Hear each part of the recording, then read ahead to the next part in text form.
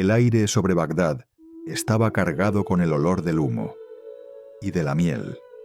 En algún lugar más allá del Tigris, ardían fuegos en los pantanos salados, cerca de Basora, con columnas oscuras que se enroscaban como garras negras en el crepúsculo.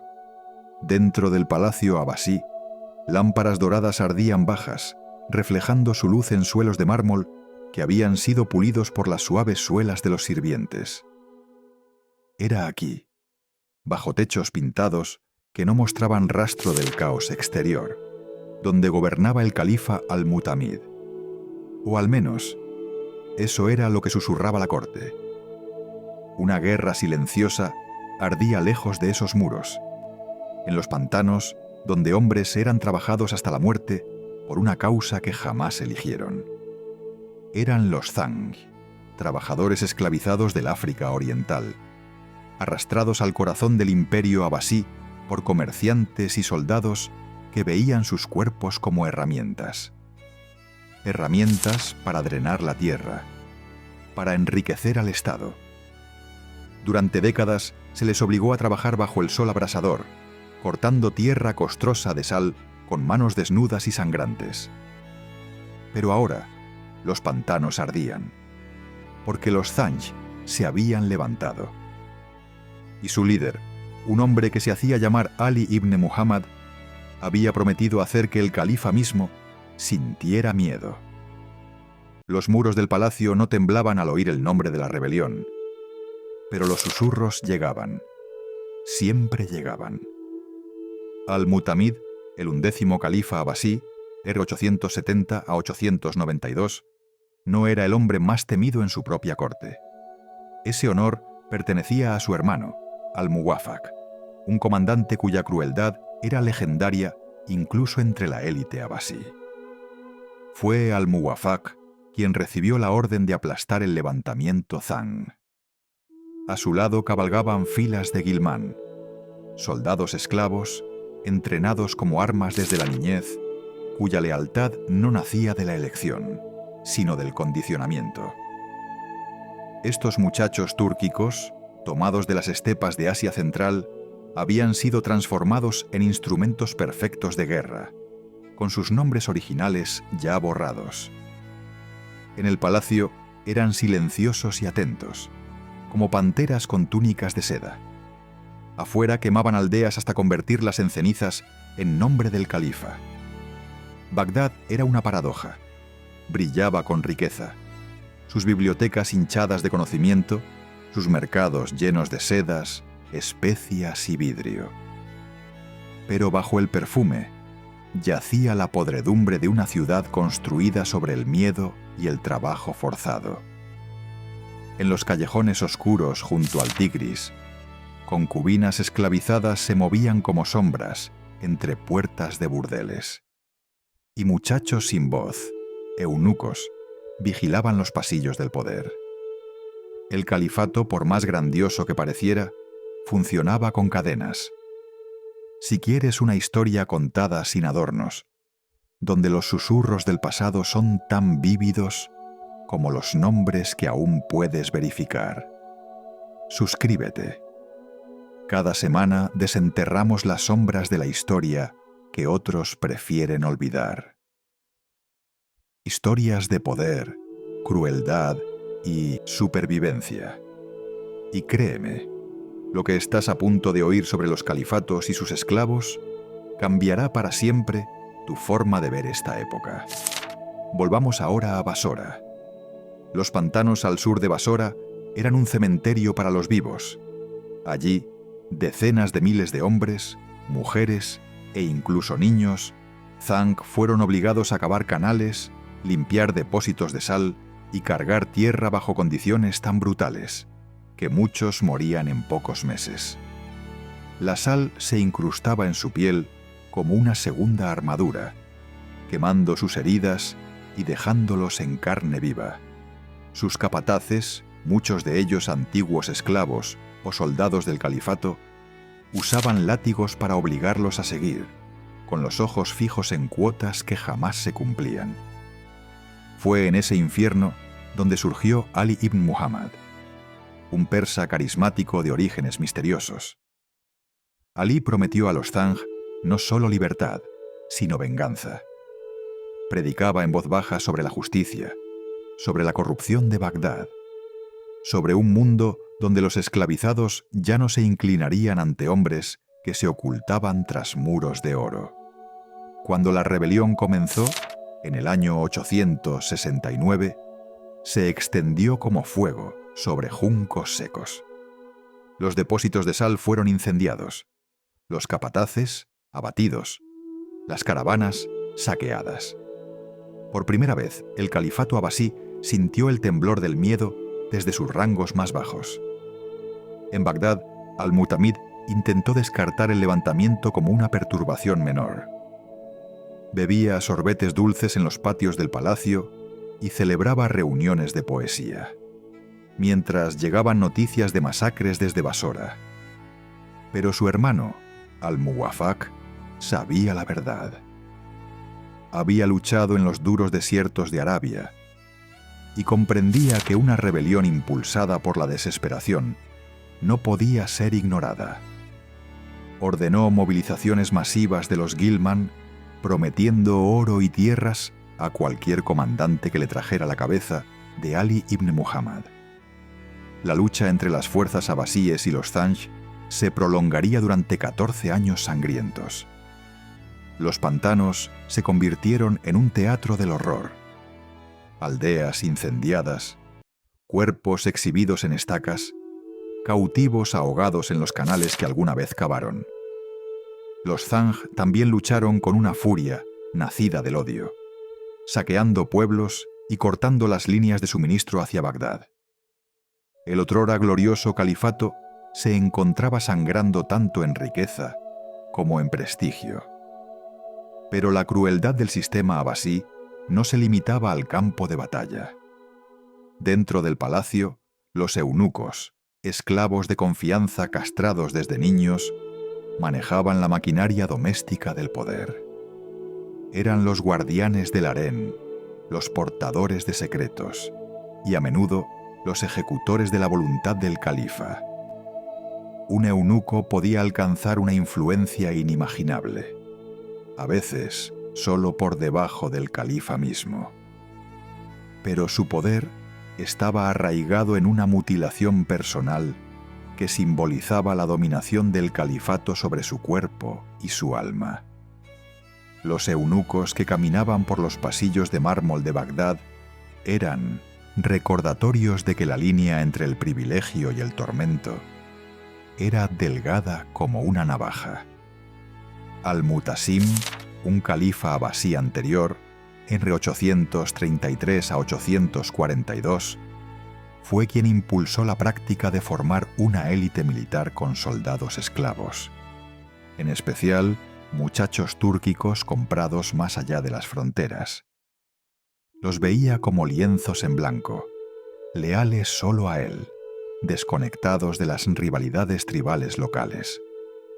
Para la época de Al-Mutamid, esos Ghilman se habían convertido en una fuerza capaz de hacer o deshacer califas, con manos bañadas tanto en gloria como en sangre.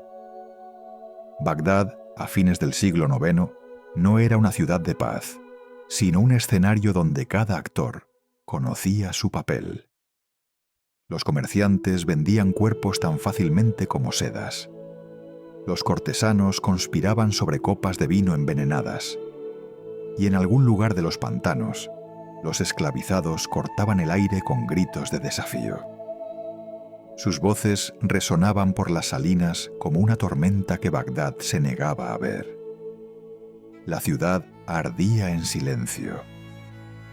Y el califato, envuelto en oro y silencio, esperaba a que el fuego llegara a sus puertas.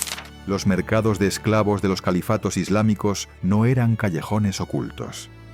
Eran abiertos, ruidosos y meticulosamente organizados.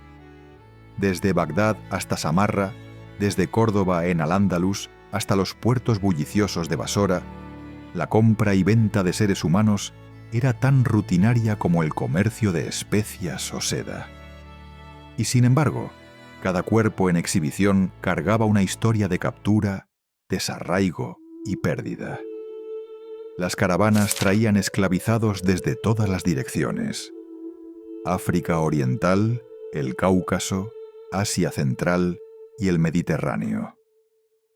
Los Zang, trabajadores de piel oscura provenientes del este de África, eran muy valorados para los trabajos agotadores de drenar pantanos salados y limpiar plantaciones cerca de Basora.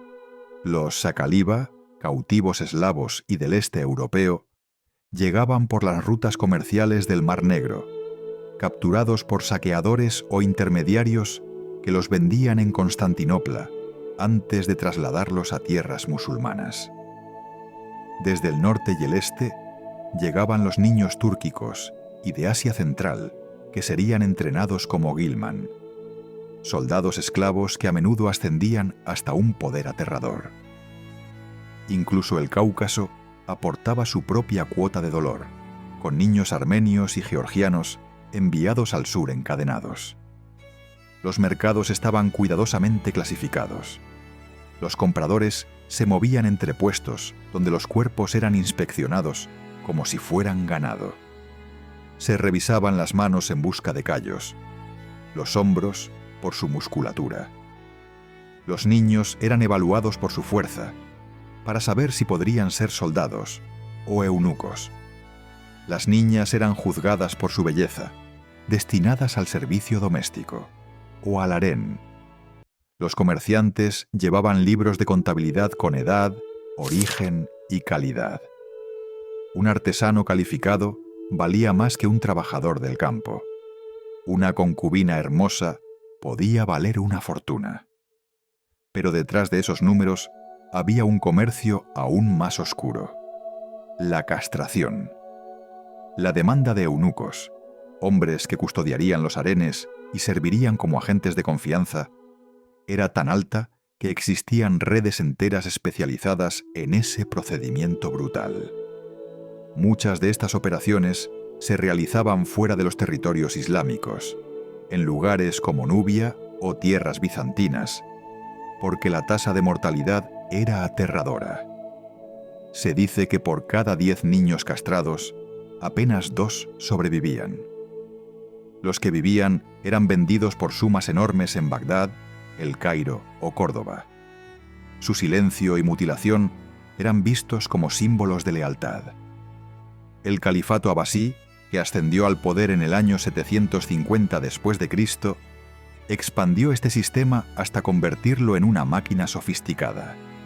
El califa al-Mansur, R. 754 a 775, conocido por su genio administrativo, sentó las bases de la dependencia estatal en mano de obra y soldados esclavizados.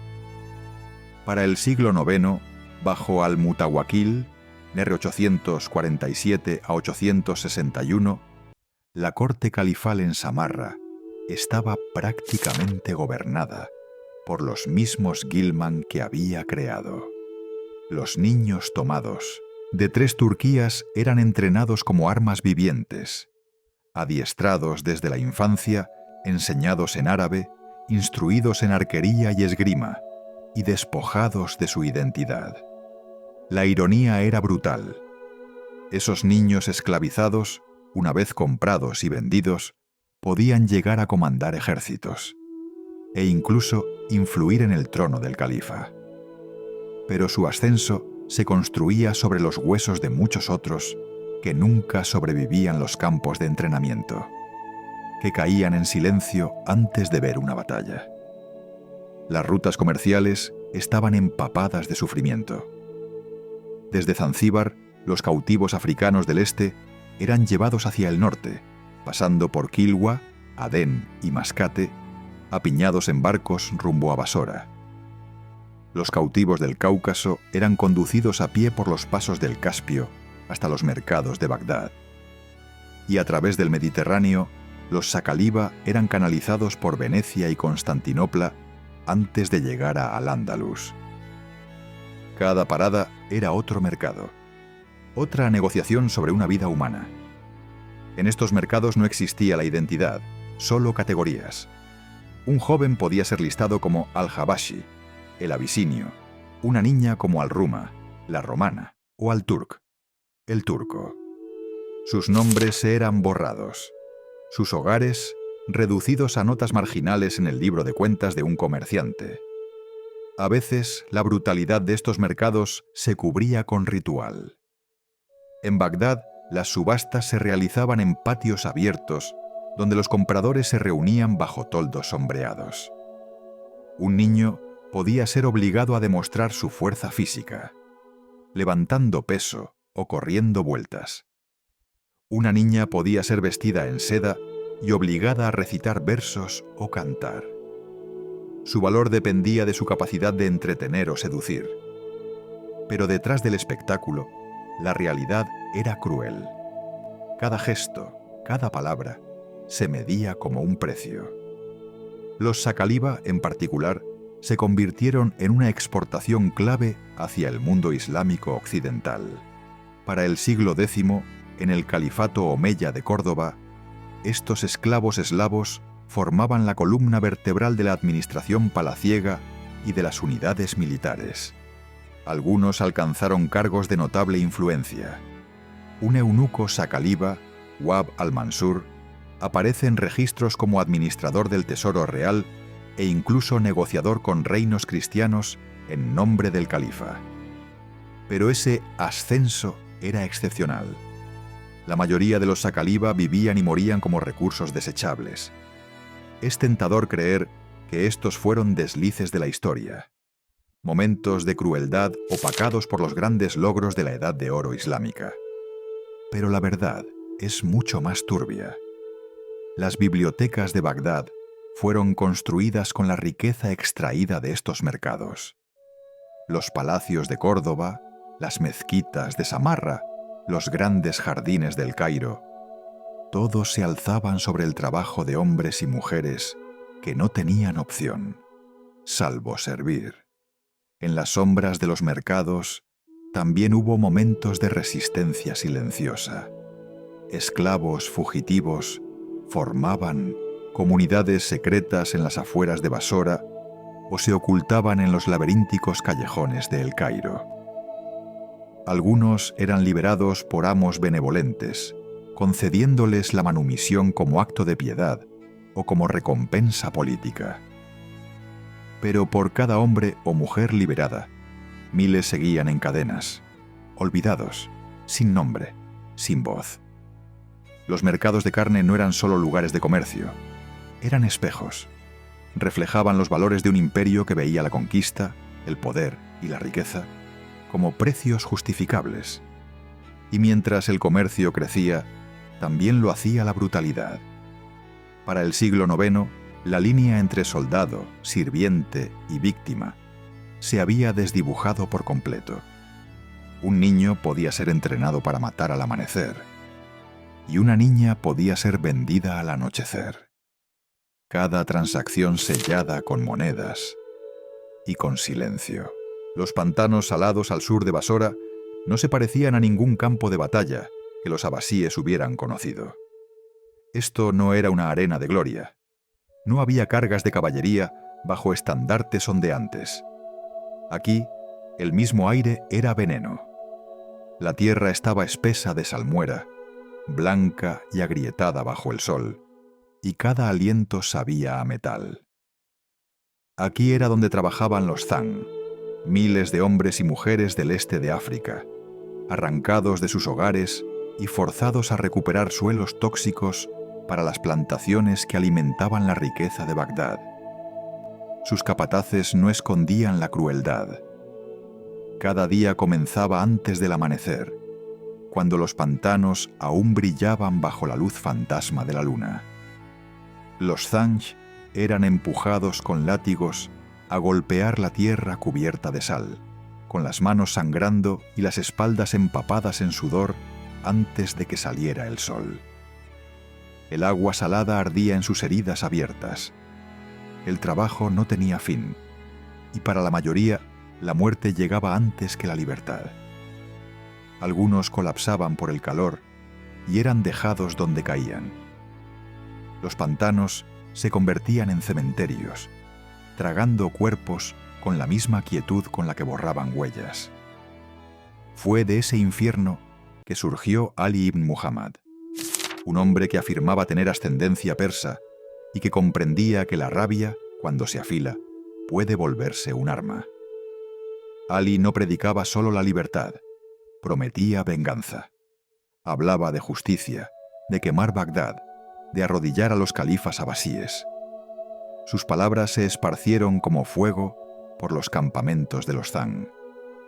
Hombres y mujeres que habían sido golpeados al silencio durante años comenzaron a susurrar su nombre en la oscuridad. Lo llamaban Imam al-Zanj, el líder de los esclavos. Para el año 869, la promesa de Alí se había vuelto un grito de guerra. Reunió a una fuerza de trabajadores Zanj y atacó a los guardias de las plantaciones, incendiando los depósitos de sal y apoderándose de armas. La rebelión se expandió rápidamente por los pantanos, tomando por sorpresa a las élites adineradas de Basora. En cuestión de semanas, aldeas enteras ardían en llamas y las guarniciones abasíes eran masacradas. Por primera vez en décadas, la provincia más rica del sur del imperio temblaba. El califa abasí al-Mutamid reinó.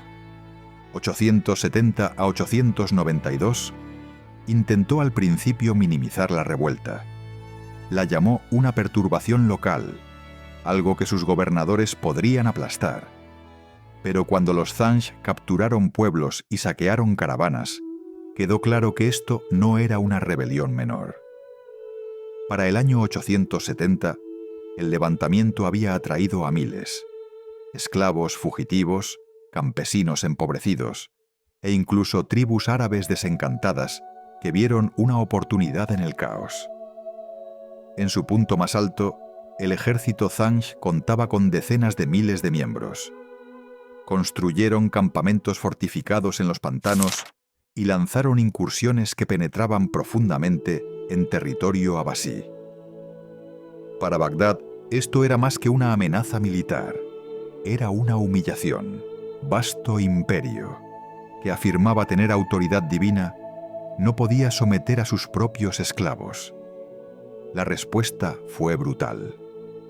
El hermano de al-Mutamid, al-Muwafaq, fue nombrado comandante de todas las fuerzas contra los rebeldes. Era conocido por su voluntad de hierro y sus tácticas implacables. Al-Muwafaq ordenó la construcción de canales para inundar las fortalezas rebeldes y matarlos de hambre. Reclutó a Ghilman experimentados, soldados esclavos túrquicos cuya disciplina era inigualable. Cuando sus tropas retomaban una aldea, daban ejemplo con los que se resistían. Los hombres eran crucificados en las encrucijadas. Las mujeres eran encadenadas y paseadas por Basora como advertencia. El mensaje era claro: la rebelión se pagaría con agonía. Pero Ali ibn Muhammad no era un líder común. Respondió con astucia. Ordenó a sus combatientes emboscar los convoyes de suministros abasíes, cortando las líneas que alimentaban al ejército imperial. Envió seguidores a envenenar pozos y a incendiar almacenes. Los pantanos se volvieron un laberinto de trampas, donde los soldados abasíes desaparecían sin dejar rastro. Durante 14 años, la rebelión se prolongó. Una guerra de desgaste que costó al califato millones en oro y vidas incontables. Los abasíes no podían ignorar el simbolismo. Si los Zanj podían desafiar el poder del califa, ¿qué mensaje enviaba eso a los demás pueblos esclavizados del imperio? El miedo recorrió los mercados de Bagdad. Los comerciantes susurraban que incluso los eunucos del palacio observaban la rebelión con interés silencioso. Si los Zanj tenían éxito, ¿quién sería el siguiente? En 879, la guerra entró en su fase más sangrienta. Cansado del estancamiento, al-Muwafaq lanzó una campaña a gran escala para erradicar las fortalezas Zanj. Sus tropas rodearon al-Muqtará, la capital rebelde construida por Ali ibn Muhammad, cortando sus suministros de agua y comida. El asedio fue implacable. Para el año 881, las fuerzas abasíes asaltaron la ciudad. Miles fueron masacrados, sus cuerpos arrojados a los canales. Ali ibn Muhammad fue asesinado, su cabeza enviada a Bagdad como prueba de que la rebelión había terminado. La victoria no se sintió como un triunfo. Basora yacía en ruinas, sus campos quemados, su comercio destruido. Incluso la élite abasí susurraba que el precio había sido demasiado alto. Al-Muwafaq regresó a Bagdad aclamado como salvador, pero la sombra del levantamiento Zanj persistía.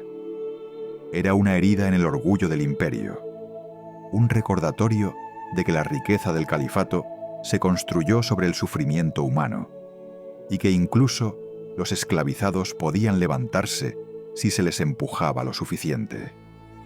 La rebelión Zanj no fue simplemente aplastada. Fue borrada de las historias oficiales, reducida a notas al pie y rumores. Los escribas abasíes la llamaron el levantamiento de bandidos, minimizando la magnitud del horror. Pero los pantanos recordaban. Y durante décadas, después, los viajeros que pasaban por Basora hablaban de campos abandonados, donde el viento aullaba como voces de los muertos. La rebelión Zanj expuso la contradicción más profunda del imperio.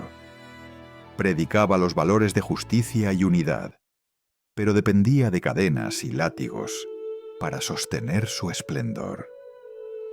Al final, la rebelión no fue una historia de victoria o derrota. Fue la historia de hasta dónde puede llegar un pueblo, cuando todo lo que le queda es la rabia. No nacieron soldados, fueron hechos. Los Ghilman, los soldados esclavos del califato abasí, eran niños arrancados de sus hogares en las estepas heladas de Asia Central o en los bosques del Cáucaso. Vendidos por saqueadores, entregados a mercaderes, eran conducidos con cadenas mucho antes de entender el idioma de sus captores. Para cuando llegaban a Bagdad o Samarra, su pasado ya había sido borrado. Sus nombres eran reemplazados por otros nuevos. Sus lenguas, obligadas a hablar árabe. Sus identidades, reducidas a un solo rol, arma. El sistema comenzó bajo el califa al-Muqtasim, 833 a 842, quien creía que las tropas árabes y persas tradicionales estaban demasiado enredadas en la política tribal. Necesitaba soldados que debieran sus vidas y su lealtad solo a él. La solución fue brutal, pero eficaz. Comprar niños pequeños de tribus túrquicas en las fronteras salvajes del imperio y criarlos como una clase aparte. Enseñarles el Corán, pero también el arte de matar. Quitarles todo, excepto la disciplina. Para cuando esos niños se convertían en hombres, ya no eran tribales, ni eran libres. Eran Ghilman, esclavos de la espada. En los campos de entrenamiento de Samarra, el aire estaba cargado del sonido de los látigos y del choque del acero. Filas de niños, algunos de apenas 12 años, marchaban en silencio, con los pies hundiéndose en el polvo ardiente. Cualquier error era castigado de inmediato. Una lanza caída significaba latigazos. Una vacilación, días sin comer. Sus cuerpos eran endurecidos con ejercicios constantes, sus mentes moldeadas para obedecer sin cuestionar. Aprendían arquería, maniobras de caballería, combate cuerpo a cuerpo con cimitarras. El fracaso no era una opción. El fracaso significaba muerte. Para los califas abasíes, los Ghilman no eran solo soldados, eran símbolos de control absoluto. A diferencia de los mercenarios, que podían cambiar de lealtad, estos soldados esclavos no conocían otro amo. Pero esa lealtad tenía un precio. Una vez entrenados, los Guilman no solo eran temidos por sus enemigos, también por sus propios gobernantes. Al-Mutawakkil, R847 a 861, hijo de Al-Mutasim, lo aprendió demasiado tarde. Se rodeó de Guilman creyendo que lo protegerían de las conspiraciones cortesanas que habían acosado a su padre. Pero una noche de diciembre del año 861, esos mismos Guilman se volvieron contra él. El califa que había confiado en ellos fue asesinado en su propio palacio, su cuerpo destrozado por los mismos hombres a los que había entrenado y recompensado. Fue la primera señal de una verdad aterradora. Los Guilman no eran solo herramientas, eran poder. Su ascenso no se detuvo con los abasíes. En todo el mundo islámico, los gobernantes comenzaron a copiar el modelo. En Egipto, en el norte de África, en Al-Ándalus, la idea de forjar tropas élite a partir de niños esclavizados se convirtió en una estrategia común. La lógica era simple y cruel. Niño capturado a los 10 años, entrenado durante una década, no tenía vínculos con el mundo exterior. Su lealtad era absoluta porque su supervivencia dependía de ello. Pero la transformación de esos niños en soldados venía con horrores que las crónicas apenas mencionan. La desobediencia se castigaba con mutilación, orejas cortadas, narices rajadas, lenguas arrancadas para infundir miedo.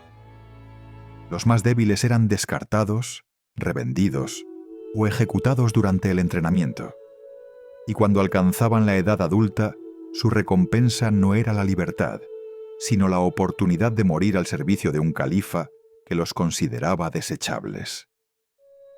A mediados del siglo IX, Wasif al-Turki y Buga al-Kabir, ambos antiguos Guilman, habían ascendido para convertirse en dos de los comandantes más temidos del ejército abasí. No solo comandaban soldados, comandaban miedo. En Bagdad, sus nombres se pronunciaban en voz baja. Una sola orden de Wasif podía hacer que una calle entera fuera incendiada si se sospechaba rebelión. Buga era conocido por sus campañas despiadadas contra tribus beduinas, dejando tierra arrasada como advertencia. El califato, que alguna vez se había construido sobre la fuerza de guerreros árabes libres, se encontraba ahora parcialmente gobernado por hombres que comenzaron como esclavos. La ironía era aguda. La espada que defendía el trono podía también derribarlo. Para los propios Guilman, la vida era una paradoja. Eran temidos y respetados por su destreza, pero nunca eran libres. Incluso los comandantes de más alto rango seguían siendo técnicamente propiedad del califa. Algunos eran recompensados con palacios, títulos, incluso esposas, pero vivían bajo sospecha constante. Un solo error, una mínima señal de traición, y eran ejecutados sin juicio. La máquina de los Guilman no era simplemente un sistema militar. Era una fábrica que tomaba niños y les arrancaba la humanidad, reemplazándola con precisión y obediencia. Su lealtad no nacía del amor por el califa, sino del conocimiento de que no existía vida fuera del ejército. Cuando luchaban, lo hacían como hombres sin nada que perder. Y cuando se rebelaban, eran imparables. A finales del siglo IX, Bagdad se había convertido en una ciudad bajo la sombra de sus propios soldados. Los califas aún llevaban coronas, pero todos sabían quién tenía el poder real. Un insulto susurrado a un Guilman podía significar la muerte en un callejón oscuro. Un comerciante que se negara a mostrar respeto podía ver su tienda arder por la noche. La línea entre gobernante y esclavo se había difuminado hasta casi desaparecer.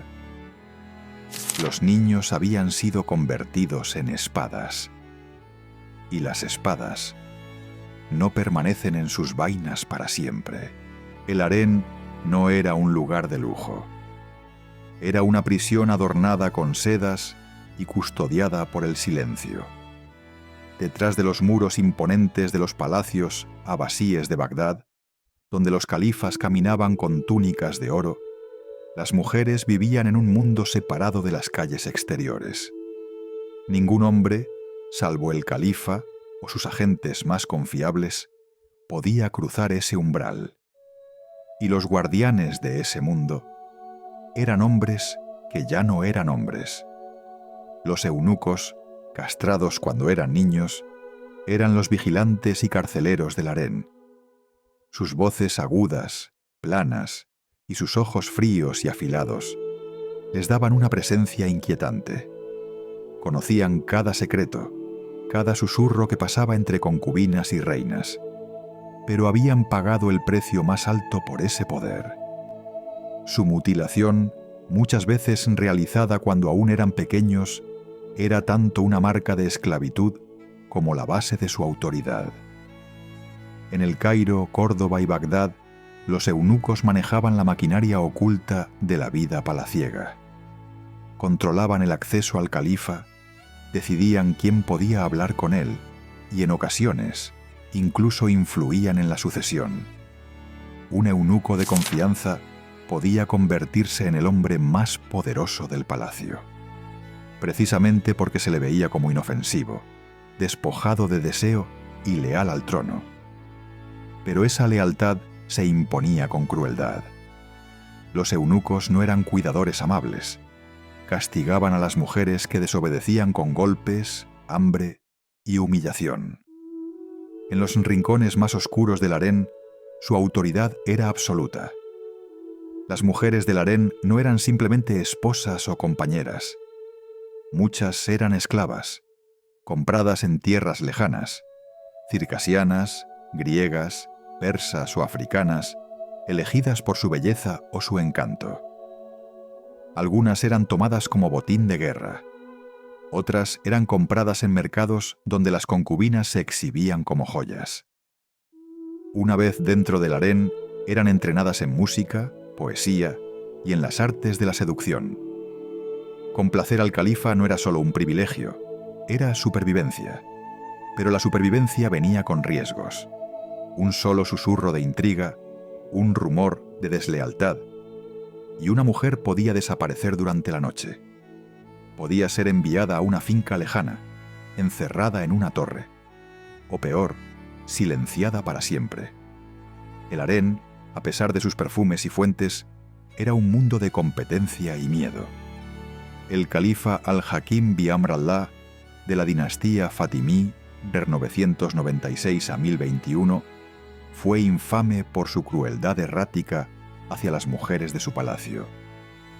Conocido como el Califa Loco, impuso restricciones extrañas y brutales, prohibiendo a las mujeres salir de sus casas, o incluso mostrar el rostro en público.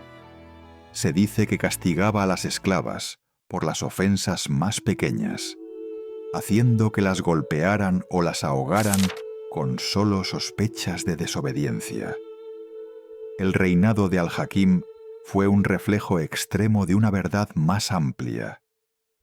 En las cortes califales, las mujeres eran a la vez premios y peones, sus vidas moldeadas por completo por los caprichos de los hombres. Y aún así, el harén no siempre fue un lugar de sumisión. Algunas mujeres, gracias a su astucia e inteligencia, llegaron a ejercer un gran poder detrás del velo. Shajarat al-Dur, por ejemplo, una exconcubina esclava que vivió siglos después en Egipto, ascendió al poder como sultana tras la muerte de su esposo, demostrando que incluso dentro de los muros del harén, una mente aguda podía torcer el destino. Pero historias como la suya eran raras. La mayoría de las mujeres seguían sin voz, sus nombres apenas registrados en los márgenes de la historia, si es que aparecían. Los eunucos mantenían ese sistema con eficiencia despiadada. Su existencia misma estaba atada al control del harén. Fallar era invitar a la muerte. En las cortes abasíes, un eunuco acusado de traición podía ser estrangulado con un cordón de seda y su cuerpo arrojado al Tigris bajo el manto de la noche. El miedo los mantenía leales, así como el miedo mantenía obedientes a las mujeres. El proceso de crear eunucos era en sí mismo un horror. Niños, a menudo tomados del África subsahariana o de los Balcanes, eran sometidos a la castración antes de la pubertad. Los que sobrevivían a la tortura eran vendidos por precios altísimos en Bagdad y El Cairo, donde se convertían en los guardianes silenciosos de los secretos del califa. Cada eunuco que caminaba por los pasillos del palacio era un recordatorio viviente de la violencia que sostenía el poder del califato. El harén también era un arma política. Los califas usaban matrimonios y concubinato para asegurar alianzas con gobernantes extranjeros o jefes tribales. Una concubina talentosa podía influir en las decisiones del gobernante, susurrando consejos en las horas tranquilas de la noche. Esa influencia hacía peligrosos a los harenes. Las intrigas entre concubinas rivales podían terminar en sangre. Existen registros de mujeres que envenenaban copas o que plantaban acusaciones falsas para eliminar a la competencia por la atención del califa. Para las mujeres, la vida era un equilibrio delicado entre la supervivencia y la invisibilidad. Un momento de favor podía traer riquezas inimaginables. Un palacio, sirvientes, sedas de Damasco. Pero un solo error podía llevar al exilio o a la muerte. Algunas eligieron abrazar su papel, usando la belleza y el ingenio como armas. Otras se retiraron en silencio, rezando por el día en que fueran liberadas, o simplemente olvidadas. El harén no era un lugar romántico de amor, como sugerían los mitos posteriores. Era un sistema diseñado para controlar y encerrar, para convertir seres humanos en símbolos de poder. Cada cortina, cada puerta cerrada, era una frontera entre el mundo del califa y las mujeres que debían servirlo. Y entre ellas estaban los eunucos, observando con ojos que ya habían visto demasiado. Los muros del harén eran gruesos, pero los susurros siempre encontraban una salida. En las calles de Bagdad y El Cairo, gente murmuraba sobre los escándalos dentro, sobre perfumes envenenados, amantes secretos, y la mano de hierro de los eunucos que solo respondían ante el califa. Pero dentro de esos muros, la verdad y el rumor eran indistinguibles. Solo una cosa era segura. El harén era un mundo donde la libertad era una ilusión, y sobrevivir significaba aprender a desaparecer entre las sombras. La justicia en el califato se escribía en papel, pero el castigo se tallaba en la carne. Por toda la grandeza de la ley islámica, los tribunales de la Sharía, los pergaminos llenos de fallos sobre misericordia y liberación, la realidad para los esclavos que se atrevían a levantarse contra sus amos era brutal. Un esclavo podía oír versos sobre compasión recitados en la mezquita al amanecer, y al anochecer encontrarse atado a un poste, con la piel desgarrada por los latigazos. La ley prometía orden, pero el orden, muchas veces, se imponía a través del terror. La rebelión de los Zang dejó cicatrices profundas en el estado abasí. Durante 14 años, trabajadores esclavizados en los pantanos salados de Basora humillaron a uno de los imperios más grandes del mundo. Y cuando Al-Muwafaq, hermano del califa Al-Mutamid, finalmente aplastó la revuelta en el año 883, la venganza que siguió fue inconcebible. Prisioneros fueron arrastrados con cadenas hasta la plaza principal de Basora. Allí, bajo el sol implacable, ondeaban los estandartes del califa mientras los condenados eran ejecutados uno por uno. Algunos fueron crucificados, sus cuerpos clavados a estructuras de madera que quedaban como señales lúgubres en los caminos hacia Bagdad. A otros se les decapitó, y sus cabezas fueron exhibidas en estacas como advertencia para quienes soñaran con la libertad.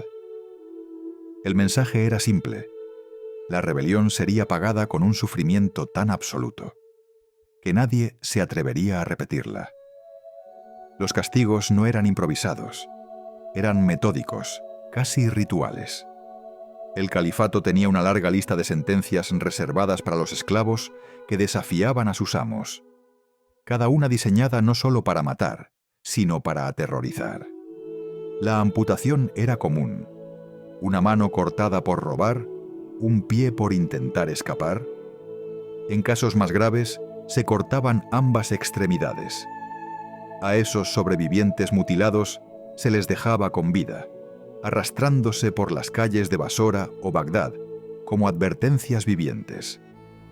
Algunos eran marcados con hierros al rojo vivo, con signos grabados en la frente o el hombro, como señales de desobediencia.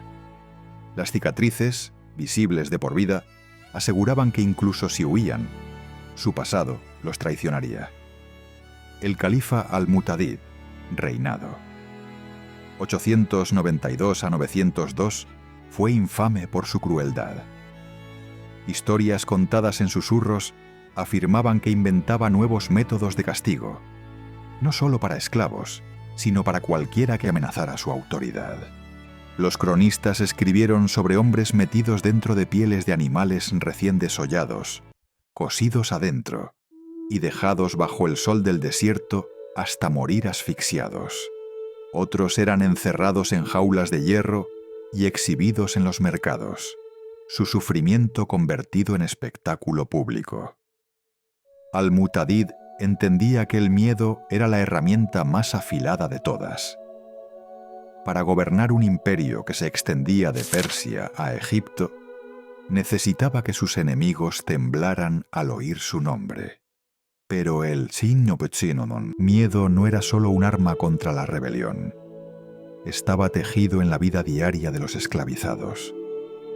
Una concubina acusada de envenenar a su rival podía ser ahogada en los jardines del palacio. Un jornalero que intentara escapar podía ser azotado hasta quedar en carne viva, sus heridas frotadas con sal o vinagre para evitar que sanaran. En los mercados, los castigos se realizaban frente a multitudes. El objetivo era siempre el mismo: recordarle a todos, esclavos y libres por igual, que el poder del califato era absoluto. Y sin embargo, en los pergaminos, el tono era diferente. Textos legales como el Kitab al-Ahkam al-Sultaniyya describían a los esclavos como merecedores de trato amable y promovían la manumisión como un acto virtuoso. A los amos que liberaban a sus esclavos se les prometía recompensa celestial. Incluso había normas sobre alimentarlos y vestirlos correctamente. Pero esas reglas se respetaban más en teoría que en práctica. El mismo califa que leía versos sobre misericordia en la mezquita podía firmar órdenes de ejecución al día siguiente. Las leyes en papel hacían poco para suavizar las cadenas de hierro. La contradicción era evidente. ¿Cómo podía un imperio que se autoproclamaba guardián de la fe justificar tanta brutalidad? La respuesta era el poder. La esclavitud no era solo una institución, era la columna vertebral de la economía y del ejército abasí. Cada canal excavado, cada palacio pulido, cada harén custodiado, era obra de hombres y mujeres que vivían encadenados. Si ellos se rebelaban, el sistema temblaba. Y por eso, el sistema respondía con terror. Ni siquiera los Ghilman, los soldados esclavos que llegaron a comandar ejércitos, estaban a salvo. Si un gulam era acusado de traición, su caída era rápida y sangrienta. una sola palabra del califa bastaba para ordenar su ejecución. Su cuerpo colgado en las puertas de Samarra como advertencia para el siguiente grupo de muchachos entrenando con espadas de madera. Los eunucos del palacio, que controlaban el mundo privado del califa, eran igual de despiadados en imponer disciplina. Ejecutaban castigos dentro del harén, azotes, confinamientos, incluso ejecuciones secretas, sin titubear. Su lealtad al trono se compraba con privilegio y con miedo. El castigo público se convirtió en una forma de teatro. Multitudes se reunían en las plazas de Bagdad para presenciar amputaciones y decapitaciones. Algunos iban por curiosidad, otros para recordarse a sí mismos el precio de la desobediencia. Los cronistas anotan que durante ciertas represiones el Tigris corría rojo y el olor de carne quemada flotaba sobre la ciudad durante días. La ironía era amarga. El califato se enorgullecía de su justicia y su fe. Pero para los esclavizados, la justicia a menudo significaba dolor. La rebelión nunca fue solo un acto político, era un acto de supervivencia. Y cada vez que el califato aplastaba una revuelta, no lo hacía con negociación o reforma, sino con el martillo del miedo. Para finales del siglo IX, la lección era clara. Los abasíes gobernaban no solo con ley o religión, sino con un espectáculo de violencia diseñado para quebrar el espíritu antes de que pudiera levantarse de nuevo. Y para los esclavos que trabajaban bajo su mirada, la pregunta no era si sufrirían, sino cuándo. En Córdoba, la capital del califato omeya de Al-Ándalus, los sacaliba caminaban por los pasillos del palacio como sombras. No eran árabes, no eran bereberes, eran cautivos eslavos, tomados de los bosques y ríos de Europa del Este, vendidos a través de intermediarios venecianos o bizantinos y transportados por el Mediterráneo encadenados en bodegas. Para cuando llegaban a España, ya no eran niños ni niñas de aldeas lejanas. Eran propiedad, marcados, renombrados y convertidos en herramientas del califato. Los sacaliba comenzaron como esclavos domésticos, guardaespaldas o sirvientes en la corte real. Pero para el siglo X se habían convertido en algo mucho más peligroso. Los califas omeyas de Córdoba, hombres como Al-Hakam II, R. 961 a 976, confiaban en ellos como soldados y administradores precisamente porque no tenían lazos tribales en Iberia. Para el califa, eso los hacía leales. Pero la lealtad, como una hoja afilada, puede girar en un instante. Cuando Al-Hakam II murió, su sucesor, Hisham II, era un niño. El poder real cayó en manos de Al-Mansur ibn Abi Amir, conocido en Occidente como Almanzor, el visir despiadado que gobernaba en su nombre. Al-Mansur llenó el palacio de guardias sacaliba, convirtiéndolos en la columna vertebral de su máquina militar. Cabalgaban en sus campañas, incendiando ciudades cristianas en el norte, y su lealtad era recompensada con oro, tierras e influencia. Pero a medida que su poder crecía, también lo hacía el miedo que inspiraban. Los sacaliba no se conformaban con ser guardianes para siempre. A principios del siglo XI, cuando el califato de Córdoba comenzó a fracturarse, los comandantes sacaliba organizaron golpes de palacio, asesinaron a rivales e incluso instalaron gobernantes títeres. Los mismos esclavos comprados para proteger ahora elegían reyes. En el año 1010, durante la caótica guerra civil conocida como la Fitna de Al-Ándalus, las tropas sacaliba tomaron el control de Córdoba, elevando a sus propios líderes mientras la dinastía omeya se desmoronaba. Fue un recordatorio escalofriante de la misma lección que Bagdad aprendió con los Ghilman. un esclavo entrenado para el poder. No siempre permanece esclavo. Sin embargo, para la mayoría de los Saqaliba, la historia no fue de ambición ni de gloria. La mayoría sirvió en silencio y murió sin nombre, con sus huesos enterrados lejos de sus tierras natales. Los cronistas escribieron sobre eunucos administradores que nunca salían del palacio, cuyas vidas eran consumidas por la política del harén y del tesoro. Eran invisibles e indispensables, moldeando decisiones mientras seguían siendo prisioneros de su propio estatus. Mientras los Saqaliba ascendían y caían en Al-Ándalus, una historia diferente se desarrollaba en Egipto bajo los fatimíes. Allí, los eunucos no solo tenían las llaves del palacio, sino también las palancas del Estado. El más poderoso de todos fue Badr al-Jamal Umin Uawr, Las 1094, un gulam armenio que ascendió para convertirse en comandante de los ejércitos fatimíes y, en efecto, en gobernante de El Cairo. Badr comenzó como soldado esclavo, pero su inteligencia y crueldad lo elevaron por encima de sus cadenas. Cuando el Estado fatimí estuvo al borde del colapso, Badr intervino, reorganizando el ejército, aplastando rebeliones y gobernando con mano de hierro, aunque nominalmente seguía siendo servidor del califa. Los palacios fatimíes eran mundos de secretos. Detrás de sus puertas, los eunucos controlaban todos los aspectos de la vida cortesana. ¿Quién podía ver al califa? ¿Qué concubina ganaba su favor?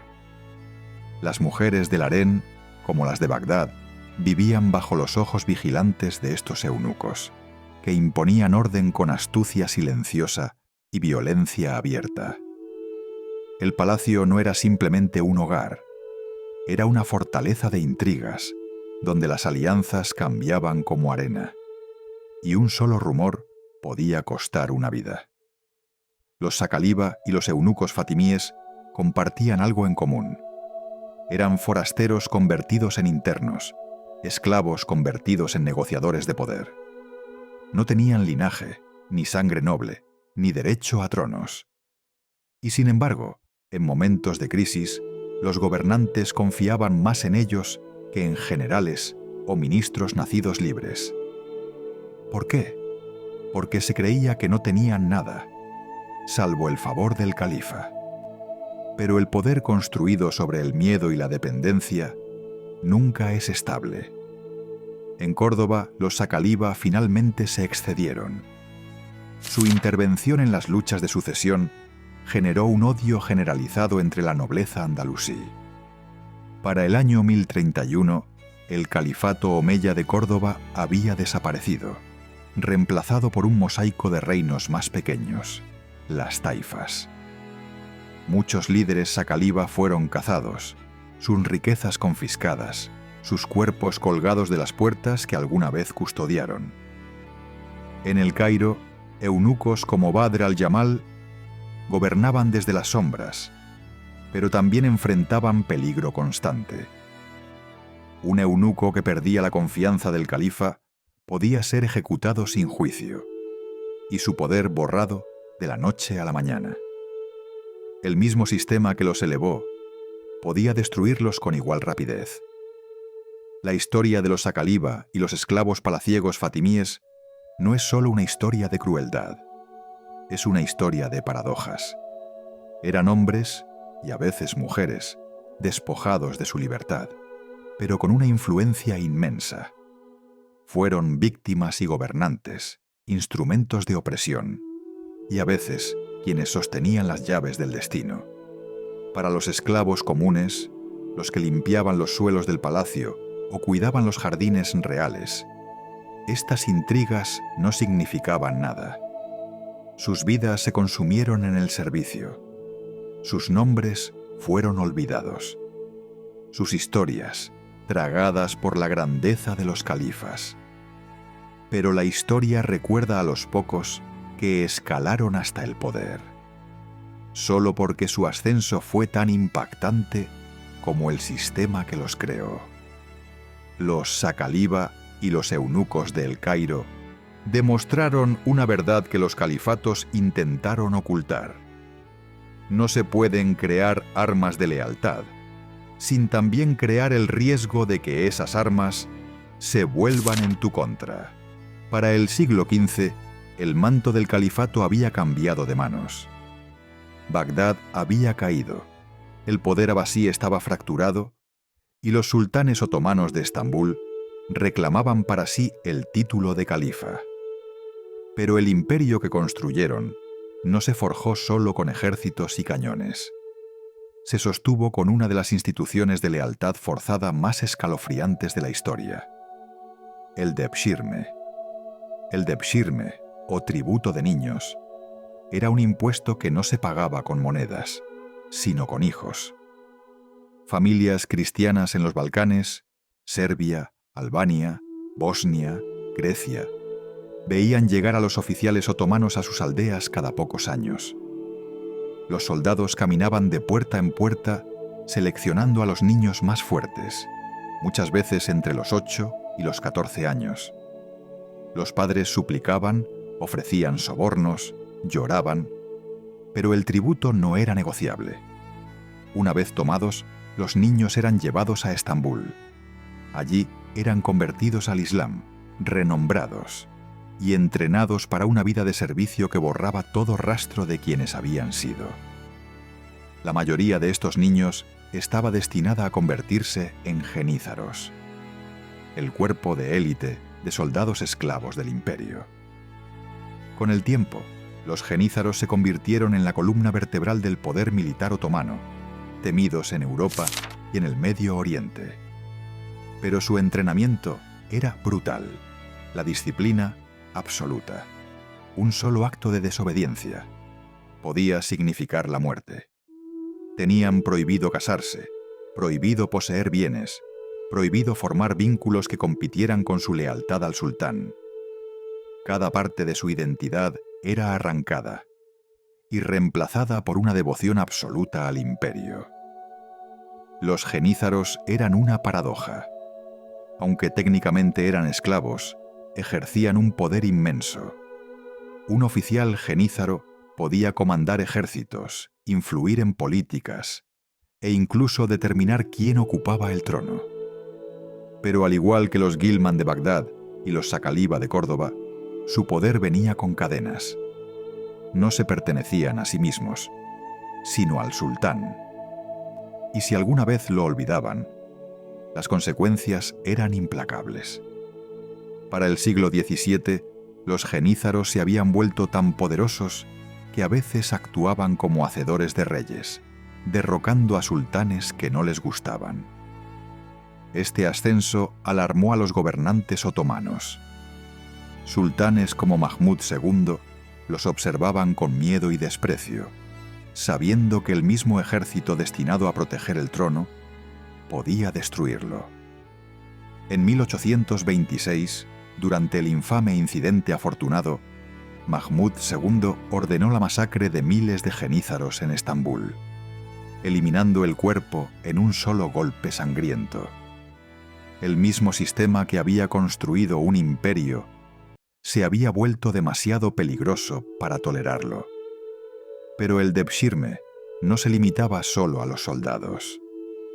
Los niños más bellos eran entrenados como pajes en el palacio de Topkapi, mientras que las niñas más hermosas eran enviadas al harén imperial. Ese harén, una de las instituciones más secretas y temidas del mundo, otomano, era una fortaleza de poder en sí misma. El Kuzlar As, el jefe de los eunucos negros del palacio, controlaba cada movimiento dentro del harén. A menudo reclutados en África y castrados de niños, estos eunucos se convertían en las manos invisibles detrás del trono. Manejaban la vida privada del sultán, custodiaban a las concubinas y a veces actuaban como asesores políticos. Un solo susurro del Kuzlar As podía elevar o destruir la carrera de un visir. Las mujeres del harén otomano no eran simples adornos. Muchas eran concubinas traídas de toda Europa, polacas, venecianas, circasianas o griegas, compradas en los mercados de esclavos de Estambul. Algunas alcanzaban una influencia extraordinaria, moldeando políticas estatales gracias a su cercanía con el sultán. Este periodo de dominio político femenino, conocido como el Sultanato de las Mujeres, vio figuras poderosas como Hürrem Sultán, Roxelana, la esclava ucraniana que se convirtió en esposa legal de Solimán el Magnífico. Sus cartas, astutas y estratégicas, influenciaron decisiones imperiales, desde guerras hasta alianzas. Pero por cada Hürrem Sultán que alcanzó el poder, había cientos de concubinas que quedaban sin nombre, cuyas vidas se consumían en las sombras del palacio. Sus destinos dependían enteramente de los caprichos del sultán, favorecidas un día, descartadas al siguiente. El harén imperial era tanto prisión como campo de batalla. Las intrigas servían tras sus cortinas enjolladas. Las concubinas conspiraban para elevar a sus hijos como futuros sultanes, sabiendo que el nacimiento de un príncipe podía significar poder y supervivencia. Las que fallaban solían encontrar finales sombríos, envenenadas o eliminadas en silencio por los eunucos del palacio. La política del harén era tan peligrosa como cualquier guerra librada en las fronteras del imperio. El sistema del Devshirme continuó durante siglos, reformando la identidad del Imperio Otomano. Generaciones de familias balcánicas vivieron con el miedo de que sus hijos desaparecieran en los barracones genízaros o que sus hijas fueran tragadas por los muros dorados de Topkapi. Y aunque algunos de esos niños ascendieron al poder, la mayoría fue consumida por la máquina que los creó. Sin nombre, sin voz, olvidados. Para el siglo XIX, el mundo estaba cambiando.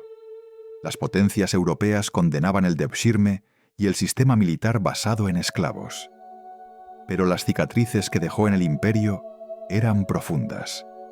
Los genízaros, antes orgullo del ejército otomano, se convirtieron en símbolos de poder y de corrupción. El harén, alguna vez el corazón del mundo privado del sultán, se volvió sinónimo de decadencia y secreto. Cuando los califas otomanos finalmente cayeron a principios del siglo XX, estas instituciones colapsaron con ellos. Pero su memoria perdura, como recordatorio de cómo los imperios retuercen la lealtad, la belleza y el miedo. En herramientas de poder, la historia, contada desde la distancia, suele suavizarse. Los registros de los califatos, abasí, fatimí, otomano, hablan de justicia, piedad y guía divina. Pero detrás de la caligrafía y los manuscritos decorados con pan de oro, yace otra verdad. La ley, por elegante que sea en papel, podía ser un arma tan afilada como cualquier espada.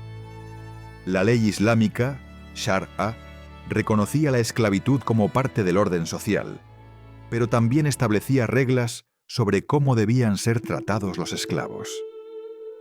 Promovía la manumisión, declarando que liberar a un esclavo era una virtud digna de recompensa divina. Ofrecía caminos hacia la libertad para mujeres que daban hijos a sus amos. El estatus de Walad garantizaba que no podían ser vendidas y serían liberadas tras la muerte del amo. El zakat, el impuesto obligatorio de caridad, incluía disposiciones para comprar la libertad de los esclavizados. Y sin embargo, estas mismas leyes coexistían con realidades brutales. Mercados de esclavos, concubinato forzado, ejércitos de soldados obligados. Los ideales elevados de misericordia no eran rival para el apetito de imperios construidos sobre la conquista y el control. La contradicción era evidente. Cronistas como Al-Tabari y Al-Masudi escribían con admiración sobre califas que liberaban esclavos como actos de piedad. Pero en el siguiente capítulo registraban relatos de miles de obreros Zhang asesinados durante las revueltas, sus vidas extinguidas como si valieran menos que los campos que cultivaban. Por cada historia de un amo benevolente que otorgaba libertad, había 10 de cadenas, mutilaciones y subastas. ¿Por qué existía esta brecha entre ley y práctica? Porque los califatos no eran simplemente estados religiosos, eran máquinas políticas, una economía que dependía de plantaciones, palacios y ejércitos de esclavos no podía funcionar sin doblar o romper las reglas que afirmaba defender. Incluso los propios califas eran símbolos de esta hipocresía. Al-Mutasim, que promovió el sistema de los Ghilman, alababa públicamente la justicia, mientras expandía en privado el comercio de niños para formar su ejército personal. Al-Mutadid, notorio por su crueldad, justificaba la tortura de rebeldes como necesaria para el orden del Estado. Los califas fatimíes de El Cairo, mientras financiaban eruditos y bibliotecas, también mantenían harenes y jerarquías de eunucos que trataban a los seres humanos como instrumentos desechables de placer y poder. La construcción del mito fue deliberada. Los escribas del palacio curaban con cuidado la narrativa, escribiendo crónicas que celebraban la piedad de los gobernantes, mientras borraban el sufrimiento de quienes los servían. La rebelión de los Zanj, por ejemplo, fue descrita como un levantamiento de bandidos, en lugar de una revuelta desesperada contra condiciones inhumanas. El Debshirme fue elogiado como una forma noble de educar a los niños cristianos, y no como un sistema que los arrancaba de sus familias para entrenarlos a morir por una causa que nunca eligieron. Y sin embargo, el registro se niega a permanecer limpio. Cartas, diarios y relatos extranjeros cuentan una historia distinta. Comerciantes venecianos escribieron sobre niños cristianos marchando encadenados hacia Estambul. Poetas persas insinuaron, en versos demasiado sutiles para los censores, los horrores de la vida dentro del harén. Incluso los mercados dejaron huellas. Los libros de contabilidad de los mercaderes, fríos e insensibles, listaban seres humanos junto a sedas y especias. ¿Y qué hay de los debates morales? Algunos juristas intentaron cuestionar los excesos de la esclavitud. Escritores como Ibn Yaldún advirtieron sobre los peligros de depender de ejércitos esclavos, señalando que esas fuerzas, una vez empoderadas, podían desestabilizar los mismos estados que debían proteger. Pero sus palabras rara vez cambiaban políticas.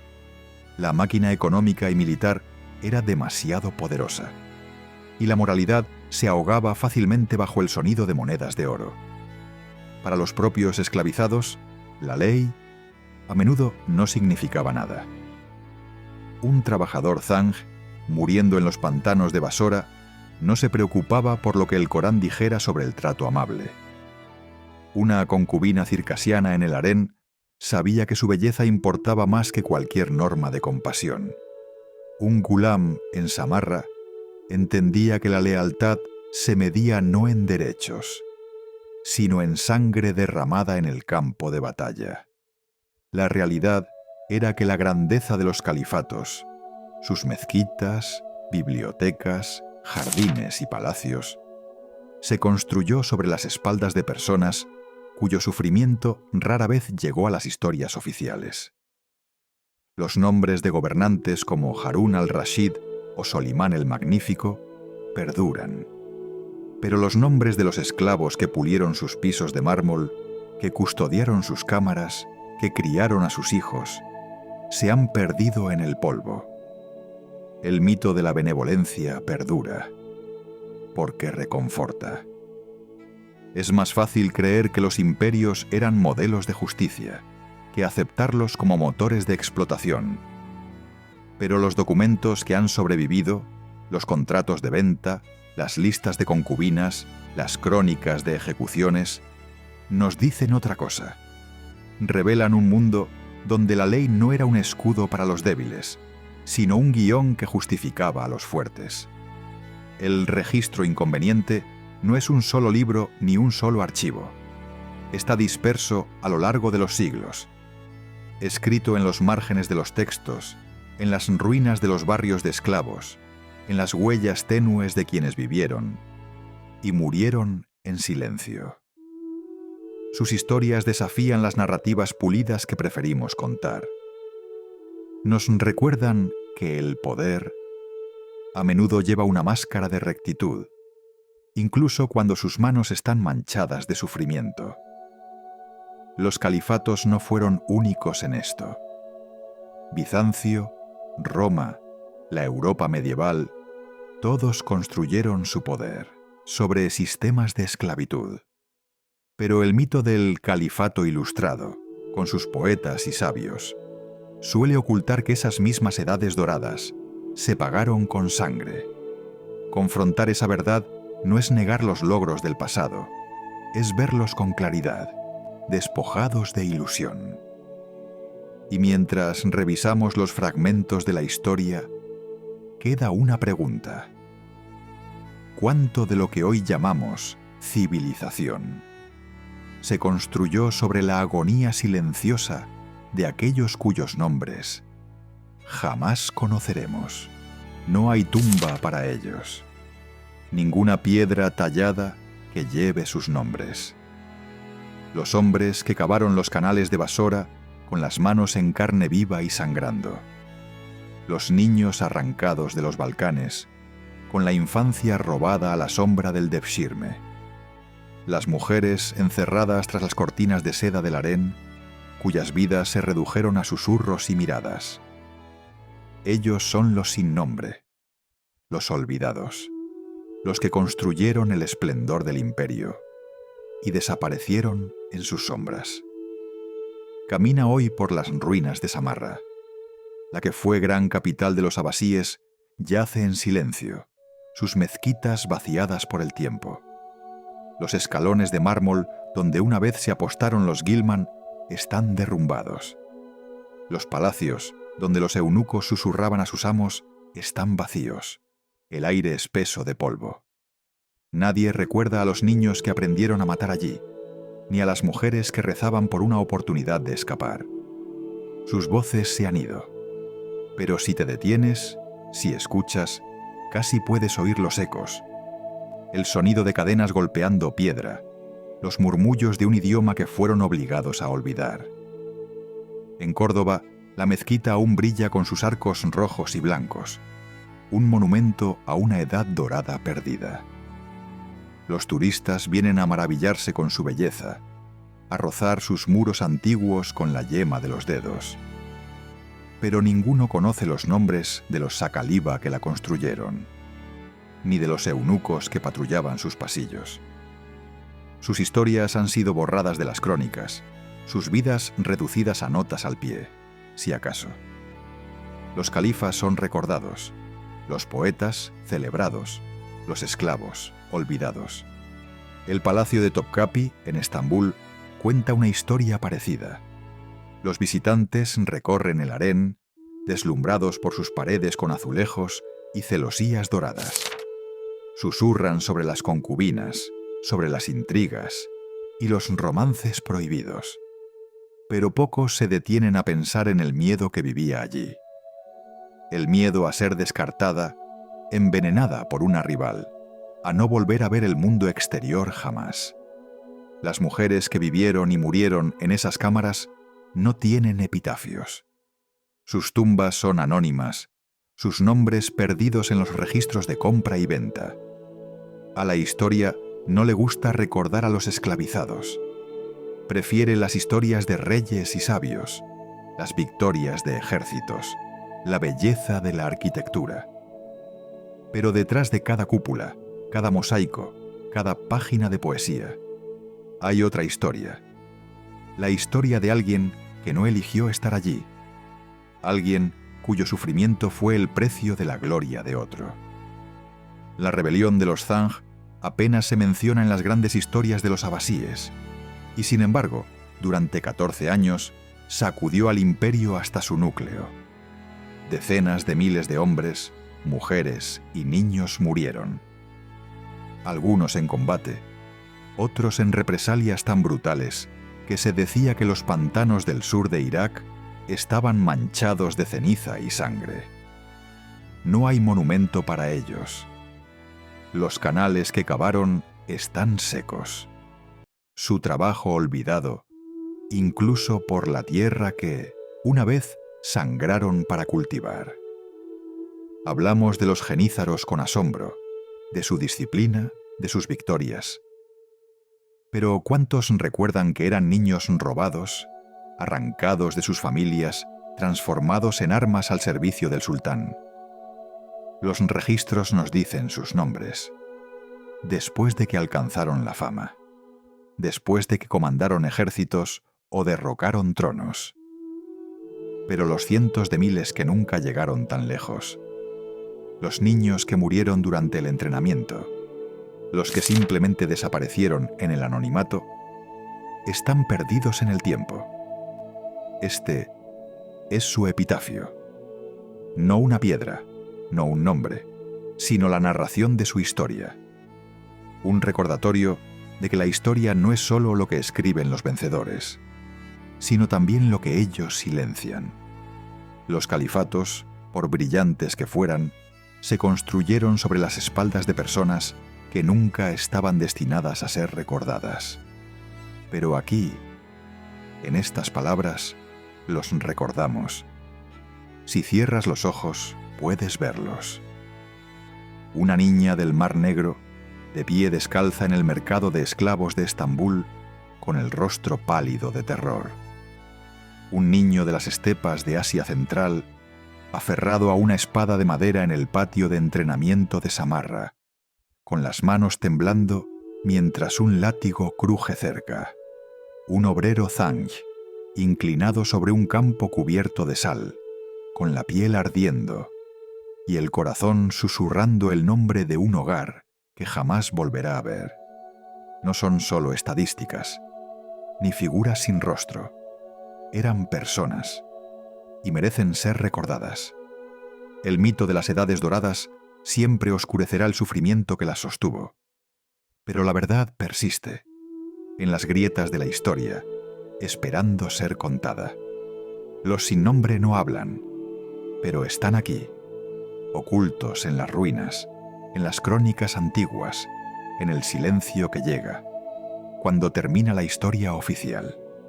Esto es para ellos, para los sin nombre que vivieron y murieron en cadenas. Para las voces que no podemos oír, pero cuya presencia dio forma al mundo en que vivimos hoy. Su historia tal vez no esté tallada en piedra, pero está grabada en la conciencia de la historia, si elegimos buscarla.